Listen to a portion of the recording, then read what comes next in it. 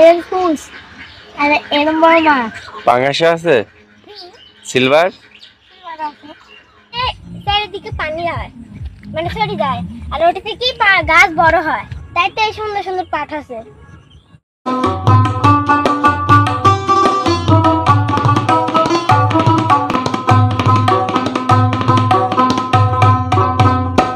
আমরা প্রত্যেকেই নিজের বাবা মা, নিজের গ্রামকে ভালোবেসে থাকি এবং ছোটবেলার কিছু স্মৃতি কখনোই আমরা ভুলতে পারি না।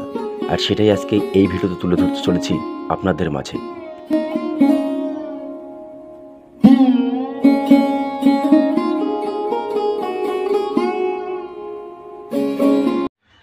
মাছ আছে, গাড়ি এরকম নিয়া এরকম টুলস আর এরকম বড় মাছ পাঙাশ আছে, সিলভার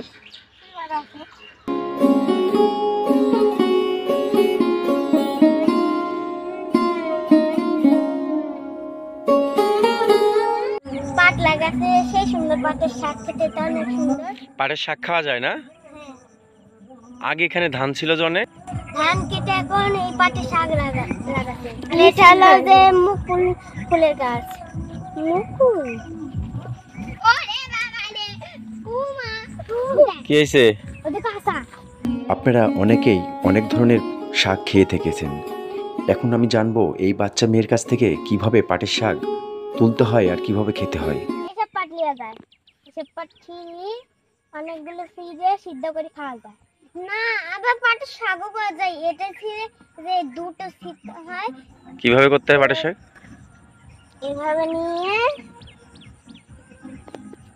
এভাবে দিতে হয়, আর যেটুকু থাকে সেটুকু কুচি কুচি করে ঢাকা তুলতে হয়। এদিকে কি আছে? ওইদিকে ওইদিকে পাটের শাক আছে, আর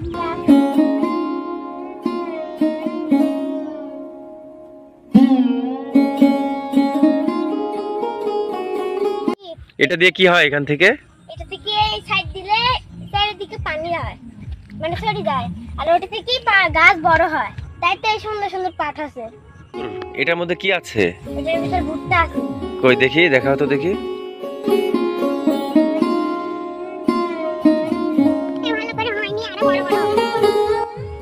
এই যে দেখতে পাচ্ছেন দর্শক বন্ধুরা, এটাকে বলা হয় ভুট্টা।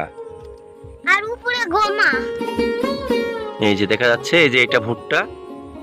এটা তো খায় না, কাঁচাও খায়। ইয়া করে ভাজলে পপকর্ন হয়।